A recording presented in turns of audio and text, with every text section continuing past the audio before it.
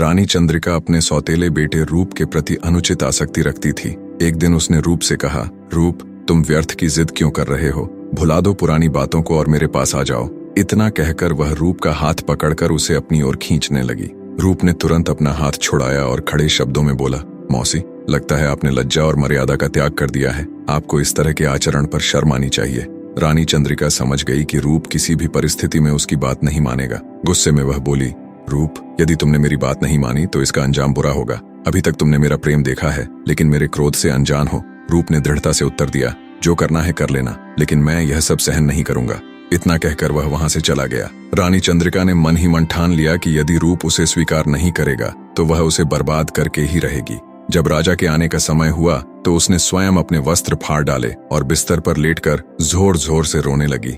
राजा ने जब यह देखा तो स्तब्ध रह गया और चिंतित स्वर में पूछा, क्या हुआ रानी? रानी चंद्रिका ने आंसू बहाते हुए कहा, महाराज, मैं कह भी नहीं सकती, मैं बहुत लज्जित हूँ।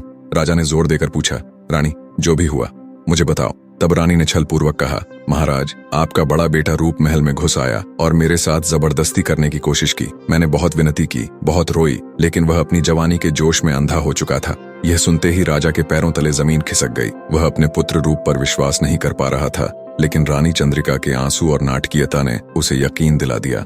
क्रोध से भरा राजा गरज उठा, ऐसे पापी पुत्र से अच्छा होता कि मेरा कोई बेटा ही ना होता। उसी क्षण राजा ने अपने सिपाहियों को आदेश दिया कि महल के मुख्य द्वार पर एक फरमान लिखकर टांग दिया जाए, रूप को राज्य से निष्कासित किया जाता है। शाम को जब रूप और उसका छोटा भाई बसंत खेल रहे थे तो रूप की नजर शाही फरमान पर पड़ी। वह तुरंत पीछे मुड़ा और महल से बाहर जाने लगा। बसंत ने चिंतित होकर पूछा, भैया, आप कहाँ जा रहे हैं? रूप ने उसे फरमान दिखाते हुए कहा, बसंत, पिताजी ने मुझे देश निकाला दे दिया है। उनकी आज्ञा मेरे सिर माथे पर। अब इस राज्य में मेरा कोई स्थान नहीं।